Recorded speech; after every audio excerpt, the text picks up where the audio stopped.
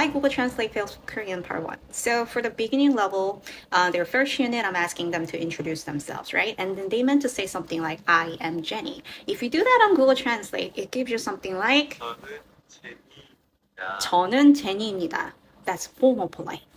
It could work briefly for self-introduction, right? But later on, you're going to realize formal polite is really for business language and then like official news broadcast language. So it doesn't really work for everyday situation.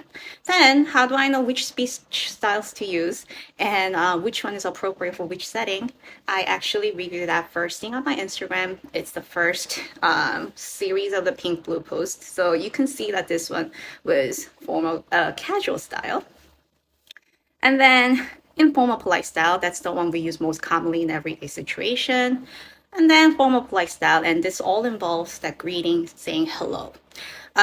It's available for free, and for me to go over all the speech styles in one video is impossible. So just go through it, look them up, and hope this helps.